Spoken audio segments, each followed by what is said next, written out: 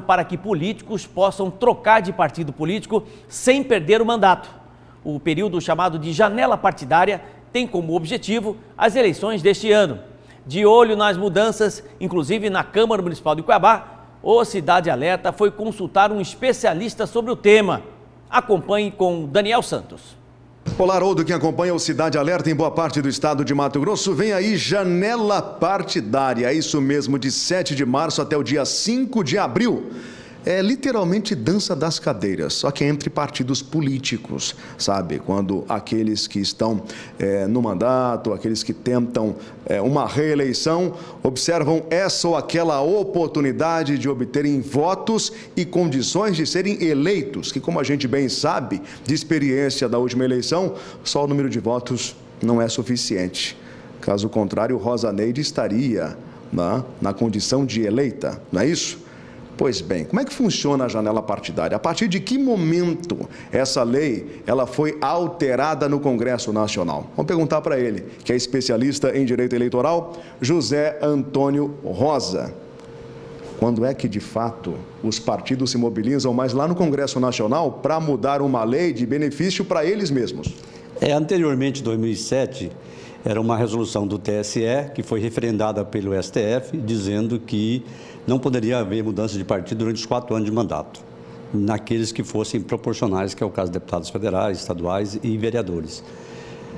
Em 2013, o Congresso Nacional aprovou uma lei, alterando a Lei 9096, que é de 95, colocando o artigo 22A, dizendo que abria uma janela partidária 30 dias antes dos 6 meses da eleição. Nesse caso do ano de 2024, ela começa amanhã, dia 7, e termina no dia 5 de abril, portanto, uns 30 dias antes dos 6 meses da eleição. E em 2015, com o medo de que o STF declarasse isso inconstitucional, os congressistas articularam e aprovaram também uma emenda constitucional, que é a emenda 91, que foi de 2015, em que ela referenda essa posição da janela partidária. Portanto, é literalmente o que você acabou de falar, é o dança-dança dos candidatos nessa eleição, dos candidatos que têm mandato eletivo. Os que não têm, muda quando quiser, não tem problema nenhum, mas quem tem mandato precisa esperar essa oportunidade. Luiz Cláudio, do PP, por exemplo, afirmou que vai se filiar no MDB, falando da Câmara de Cuiabá. Cássio Coelho. O Cássio Coelho foi rifado do PRD, que ele mesmo ajudou a articular para construir o partido. Vocês viram o que aconteceu. Na hora da apresentação oficial lá na Assembleia Legislativa, esqueceram Cássio Coelho. Pois bem, ele disse que vai para o Podemos. Já me confirmou isso pessoalmente na Assembleia Legislativa. Já o Dilemário Alencar, tem um movimento aí do Dilemário também, do Wilson Quero Quero. Ambos do Podemos. O Dilemário, conversas de bastidores, não conta que o Dilemário pode ir para o União Brasil. Tem essa expectativa. Já o Wilson Quero Quero vai para o Partido da Mulher Brasileira, o PMB. O Wilson Quero Quero que já teria observado a possibilidade dele conseguir êxito migrando para esse partido. Michele Alencar deve migrar, deve trocar a agremiação, está alinhada aí, algum partido mais alinhado com o governador Mauro Mendes. Ele, o homem do Araés, Rogério Varanda, vai deixar o MDB, só que até aqui não tem nenhuma confirmação de para onde Rogério Varanda possa ir. Tem convite, segundo ele, do PSB, do PSDB de Avalone, Republicanos e Solidariedade. Até agora a Varanda não decidiu. Para a gente fechar aqui, Luiz Fernando do Republicanos e também Jefferson Siqueira do PSD também estão avaliando mudanças. Rodrigo Arruda e Sá do Cidadania, provável filiação no PSDB, tá? Então, a gente ainda aguarda essa movimentação toda na Câmara Municipal de Cuiabá. Vou perguntar para o senhor, doutor. Há algum tempo, quando se falava em Carlos Bezerra, lembrava lá, PMDB, Família Campos, PFL, né? Depois Democratas, tinha característica, tinha um RG, colocado dessa forma. Está ficando cada dia mais difícil você saber em qual partido esse ou aquele político ainda está. A gente chamava que era como se fosse uma agremiação partidária.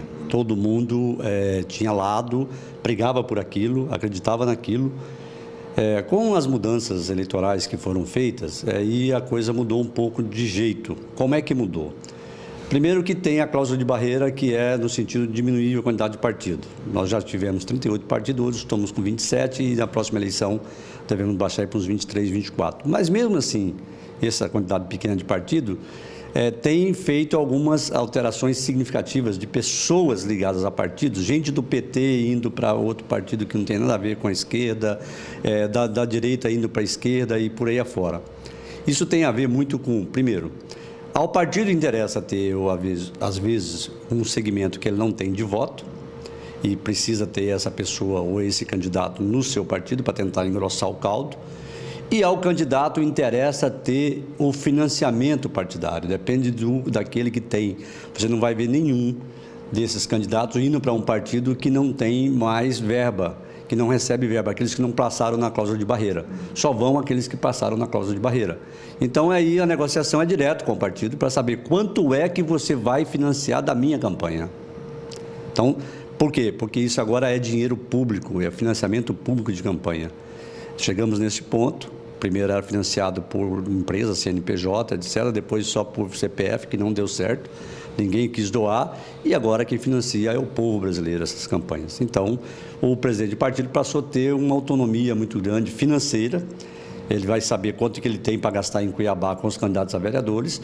E aí ele vai dizer quanto é que ele vai dar para cada candidato. Certo. Obrigado, José Antônio Rosa. Aí, Haroldo Arruda. Uma verdadeira aula, né, para a gente aqui no Cidade Alerta. Volto contigo. Sem dúvida, aí sabe tudo, né, das questões eleitorais, né, mas só complementando, né, eles vão se ajeitando, os candidatos aí, faz parte do jogo, né, do jogo político, um ano eleitoral, mas a população está com a caneta na mão, está só esperando cada qual ajeitar direitinho, né, no partido para escolher, e eu espero que a população realmente escolha por preparo, né, um candidato que tenha realmente uma autoridade moral, tenha condições éticas de assumir cargos importantes, né, na Câmara de Vereadores de Cuiabá, tenha o conhecimento suficiente para ocupar um cargo de vereador, de prefeito, com boas propostas, né, enfim. Mas o que me chama a atenção é exatamente essa finalzinho da fala, né, dele, que toca num assunto que me deixa bastante entristecido, num país que é pobre, que não tem, de certa forma, é rico para poucos, né, vamos dizer assim, né, que é uma desigualdade social imensa, uma injustiça enorme, né, e você ter bilhões de reais que são destinados para fazer campanha, para campanha política, né, e os partidos estão aí, né, todos alvoroçados exatamente nesse sentido, para poder receber esse fundo eleitoral, fundo partidário, distribuir isso entre os candidatos, né, e poder fazer a sua campanha. Não tem ideologia partidária. Ideologia partidária não existe mais, é um apagão, há anos que nós temos um apagão imenso aqui, né? E não deveria ser assim, sabe? Mas não deveria mesmo, as pessoas precisam se atentar para isso, né? Para a questão ideológica mesmo, né? Do partido. O partido tem um papel de filtro, que eu acho que é fundamental, para que ele possa colocar no mercado, na prateleira da política aqui da nossa cidade, realmente candidatos que sejam preparados, que estejam com todas as condições de assumir um cargo tão importante, que é o cargo de vereador, deputado federal, deputado estadual, senador da República, prefeito, seja o que for. Então, os partidos deveriam fazer esse filtro, sabe? Deveriam preparar o seu candidato. Tem candidato a vereador que não sabe absolutamente nada. Nada, né? E simplesmente o partido abraça o cara porque é mais um. É mais um para estar ali, para somar, é mais voto, né? Pensam só num voto, mas não pensam na quantidade, mas não pensam na qualidade do candidato. Infelizmente. Aí acabam muitas vezes por questões de sorte, por questão de coeficiente eleitoral, colocando alguém na Câmara de Vereadores de Cuiabá sem a menor condição. Ele chega lá caindo de paraquedas, ele até assusta com a situação, né? E aí você vai ver, a produtividade dele é zero, é muito ruim, não destaca em absolutamente nada, semi-analfabeto, não consegue escrever nada, não sabe nada como é que ele vai realmente buscar alguma benfeitoria para aquele grupo de pessoas que o legitimaram enquanto vereador. Então, isso ainda é uma carência imensa na nossa política de pessoas que estão aí despreparadas em cargos importantes, né? Na área pública, em pastas importantes, comentei sobre isso hoje de manhã, nós temos inúmeras pessoas ocupando cargos importantes em Secretaria de Saúde, Secretaria de Educação, que não tem o mínimo preparo, está ali colocado porque foi indicação de vereador, sabe? Ah, coloca fulano porque me ajudou na campanha, pedido de vereador para todo lado. É muita gente despreparada, sem conhecimento em cargos importantes. Aí a consequência você já sabe, entendeu? Pode ter certeza que quem vai pagar isso, né, essa incompetência, na maioria das vezes é a população. Então, o que eu espero é que realmente os partidos façam um papel de